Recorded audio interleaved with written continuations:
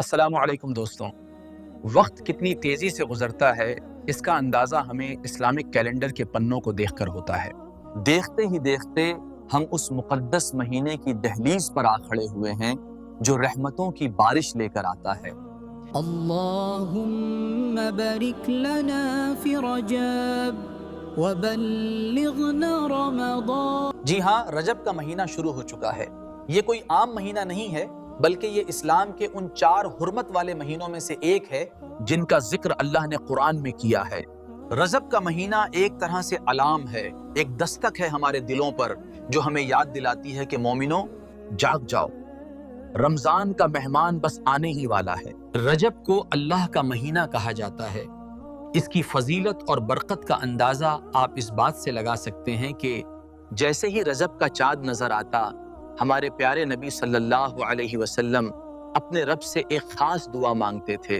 اللہم بارک لنا فی رجب و شعبان وبلغنا رمضان، یعنی اے اللہ ہمارے لیے رجب اور شعبان میں برکت عطا فرما اور ہمیں رمضان تک پہنچا دے۔ یہ دعا صرف لفظ نہیں بلکہ ایک مومن کی تڑپ ہے جو رمضان کی عبادت پانے کے لیے بے قرار ہے۔ ہمارے بزرگ اور علماء رجب کو سمجھانے کے لیے ایک بہت ہی پیاری مثال دیتے ہیں۔ وہ فرماتے ہیں کہ رجب کھیتی کا مہینہ ہے، شعبان پانی دینے کا اور رمضان فصل کاٹنے کا۔ اب آپ خود سوچئے، اگر ہم رجب میں عبادت کا بیج نہیں بوئیں گے، اگر ہم ابھی سے اپنی نمازوں اور عادتوں کو نہیں سدھاریں گے تو رمضان میں نیکیوں کی فصل کیسے کاٹیں گے؟ اگر ہمیں رمضان میں اپنی روح کو پاک صاف کرنا ہے تو اس کی دھلائی کا کام اسی رجب سے شروع کرنا ہوگا۔ اس مہینے کا ایتہاسک مہتو بھی بے مثال ہے۔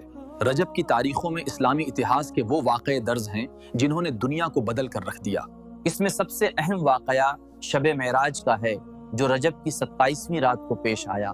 یہ وہ رات تھی جب اللہ نے اپنے محبوب نبی صلی اللہ علیہ وسلم کو وہ مقام دیا جو کائنات میں کسی کو نہیں ملا۔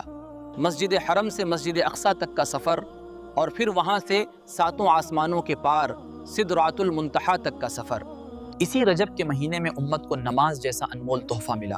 یہ واقعہ ہمیں یاد دلاتا ہے کہ اگر نبی صلی اللہ علیہ وسلم کو معراج رجب میں ہوئی تو ایک مومن کی معراج اس کی نماز ہے جسے اسے اس مہینے میں مضبوطی سے تھامنا چاہیے۔ اس کے علاوہ اتہاس کی کئی روایتوں کے مطابق شیر خدا حضرت علی رضی اللہ تعالی عنہ کی ولادت بھی اسی مہینے کی 13 تاریخ کو ہوئی، جنہوں نے اسلام کی خدمت میں اپنی پوری جان لگا دی۔ اب سوال یہ آتا ہے کہ اس بابرکت مہینے میں ہمیں کون سے عمل کرنے چاہیے اور اس کا فائدہ کیسے اٹھائیں؟ سب سے پہلا عمل ہے کثرت سے استغفار۔ رجب کو عصب بھی کہا جاتا ہے، یعنی وہ مہینہ جس میں اللہ اپنی رحمت سب سے زیادہ اڈیلتا ہے۔ اس مہینے میں کی گئی توبہ اللہ بہت جلد قبول فرماتا ہے، اس لیے چلتے پھرتے اٹھتے بیٹھتے استغفر اللہ کا ورد اپنی زبان پر جاری رکھیں۔ یہ مہینہ ہمارے دلوں پر لگے گناہوں کے جنگ کو صاف کرنے کا بہترین وقت ہے۔ دوسرا عمل ہے روزے رکھنا۔ ویسے تو پورا مہینہ برکت والا ہے لیکن رجب میں نفل روزوں کا بہت ثواب ہے۔ آپ چاہیں تو پیر اور جمعرات کا روزہ رکھ سکتے ہیں یا پھر ایام 20 یعنی رجب کی 13، 14 اور 15 تاریخ کا روزہ رکھیں۔ حدیث کا مفہوم ہے کہ جنت میں ایک نہر ہے جس کا نام رجب ہے، جس کا پانی دودھ سے زیادہ سفید اور شہد سے زیادہ میٹھا ہے، اور یہ صرف ان لوگوں کو نصیب ہوگا جو رجب کے مہینے میں روزے رکھتے ہیں۔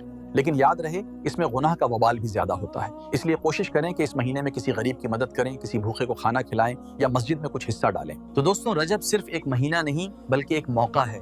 یہ موقع ہے اپنی ٹوٹی ہوئی توبہ کو پھر سے جوڑنے کا، یہ موقع ہے اللہ سے صلح کرنے کا۔ کہیں ایسا نہ ہو کہ ہم دنیا کی مصروفیت میں اس قیمتی وقت کو ضائع کر دیں اور رمضان آ جائے اور ہم خالی ہاتھ رہ جائیں۔ آج ہی سے نیت کریں کہ اس رجب ہم اپنی نمازوں کی پابندی کریں گے، قرآن کی تلاوت کا وقت بڑھائیں گے اور اپنے اخلاق کو اتنا بہتر بنائیں گے کہ ہم رمضان کے لیے پوری طرح تیار ہو سکیں۔ اللہ ہمیں اور آپ کو رجب کی برکتیں نصیب فرمائے اور ہمیں رمضان تک خیریت کے ساتھ پہنچائے۔ اگر آپ کو یہ ویڈیو پسند آئی ہو تو اسے اپنے دوستوں اور پریوار کے ساتھ شیئر ضرور کریں، کیونکہ نیکی کی بات پھیلانا بھی صدقہ جاریہ ہے۔